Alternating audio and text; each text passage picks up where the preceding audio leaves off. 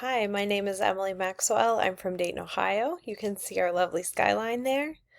I'm an English Studies major at Miami University. I'm also a mom to 7 kids. My 4 oldest are teenagers, and that is the age group that this talk is directed to. For this project, I chose to focus on the complex problem of the fentanyl crisis. It's an issue that has hit my hometown of Dayton very hard, and it's also an issue that's very personal to me. In January of 2022, I lost a very close family member and friend to an accidental fentanyl overdose. And ever since then, I've learned a lot about the issue, and I have tried to do everything I can to prevent other families from having to go through what our family has had to go through. I am a proud mom to some Gen Z kids. I think that they are a really great generation, and I think that you guys are going to do big things in this world. I think you already are, and I think you're going to do more. So far, you're making some really great decisions. You are engaging in less risky behaviors when it comes to drugs, alcohol, and sexual behaviors than the generation before you. So that is amazing. Such a good job. The good news is that teen drug use is at historic lows. So you guys are wise beyond your years, it would seem. The bad news is that teen overdose deaths have risen rapidly, and that is truly tragic. So how can that be? How does this work? If less kids are using drugs, why are more kids dying from drug overdoses? It's because of fentanyl. Fentanyl has made its way into counterfeit pills and other illegal drugs. Fentanyl was involved in 77% of teen overdose deaths in 2021. That is a staggering number. Joseph Friedman from the University of California of Los Angeles said, he's a researcher there, he said, this is not coming from more teens using drugs, because we know that that's not the case. It's actually coming from drug use becoming more dangerous. So what he's telling us is the drugs on the street today are more dangerous than the drugs that were on the streets in the early 2000s or the 90s. So what is fentanyl?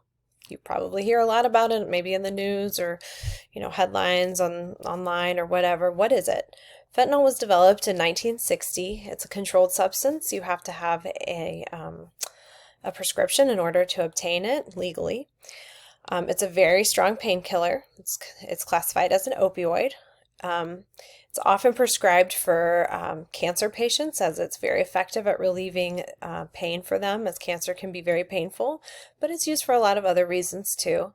Although medical professionals are now being a lot more cautious with prescribing it, as it has become very apparent that it's very addictive, and it's causing a lot of problems for people. They're just a lot more careful with who they're prescribing it to and how much they're giving, and just kind of slowing their roll on that a little bit, and for good reason. A 2018 study found that a lot of the people using illegal fentanyl were once patients who were prescribed it for medical use. They became addicted, their prescriptions ran out, and they began seeking it illegally. So we can see the numbers here in Ohio for accidental overdose deaths related to fentanyl. Down here, this chart starts in 2011. It ends in 2020. The dark blue line is fentanyl when it is mixed with other illicit or illegal drugs. So that might be other opioids. It could be cocaine or heroin, those sorts of things. The light blue line is for fentanyl alone. These numbers here, starting in 2011, 2012, are very low. They're actually under 100. And we end in 2020 where fentanyl alone is upwards of 4,000 deaths in Ohio alone. And fentanyl, when it's mixed with other things, is just under 3,000 deaths. That is a rapid rise in accidental overdose deaths when it's related to fentanyl in just 10 years. So you might be wondering, why does this matter? I'm a teenager. I'm just, trying to live my life. Like, what difference does this make? Well, it matters because you matter and your life matters.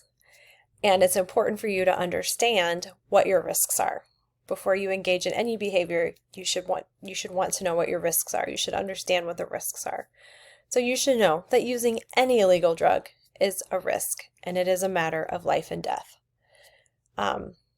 Pills, counterfeit pills, are now made to look just like the pills that come from the pharmacy. You should never take a pill that is not prescribed for you from your doctor. And you should never take a pill if you are not 100% sure of where it came from and what it is. And always remember that other illegal drugs are often laced with deadly amounts of fentanyl. They could be marijuana, cocaine, or heroin. Nothing is safe. This is a matter of life and death. This matters because you matter. And because you matter, your mental health also matters. Statistics show that when you take charge of your mental health, you greatly reduce your chances of using drugs and becoming addicted to drugs. So, how can you take charge of your mental health? If you're feeling depressed or anxious, talk to a trusted adult. Get some help. Just like when you're sick, you go to a doctor. If you're struggling with your mental health, you should talk to a therapist. Being a teenager is hard. There's a lot of things that go into it. You have a lot going on all the time. And then you might have other things that kind of get thrown in the mix. Maybe there's your parents get divorced, or there's a death in the family, or a breakup, or issues with friendship, or bullying, or issues at school. There could be a whole slew of things that could be going on. And you might need to talk to someone, and that's okay. That's what they're there for. So just like when you're sick, you go to the doctor. If you're struggling with your mental health, you should go to a therapist and get help. By doing so, you will reduce your chance of becoming addicted to drugs. You could save your life. And you should do it because it's good for you, and it will help you in the long run too. Destigmatize mental health also by encouraging your friends to seek help, especially if they're going through a hard time. Maybe they're the ones going through something difficult and they confide that in you. Go with them to that trusted adult. Help them find the help that they need. Taking care of your mental health and encouraging your friends to do the same is going to go a long way in helping you avoid drug addiction, and it could save your life. So, what do you do if you're with someone and they need help immediately? Maybe they've ingested some fentanyl. What are you going to do? Well, you need to call 911 immediately. And I know that's hard. I know you're probably worried that you might get in trouble, or they might get in trouble, but it is much better to get in trouble than to be dead.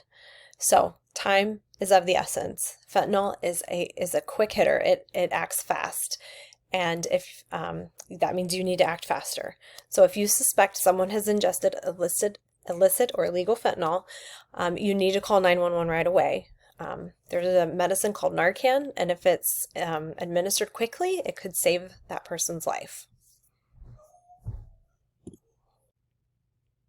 So what do? We see that chart earlier, and we see those numbers just shooting up, and it's discouraging.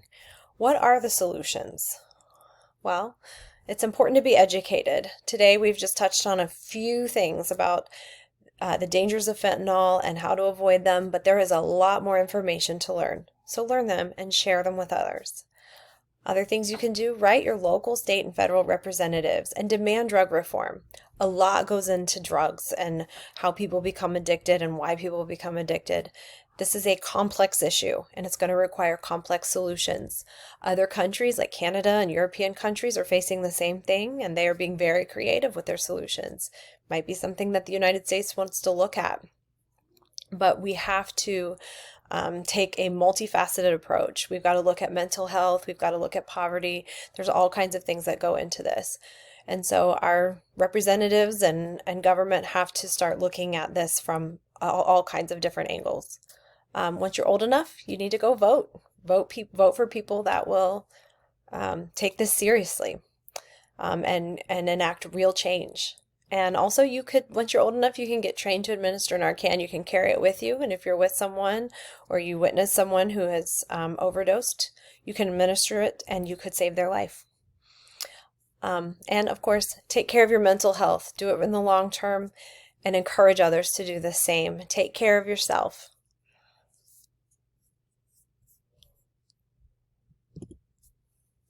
Thank you so much for your time and for listening, and I hope that this has been helpful.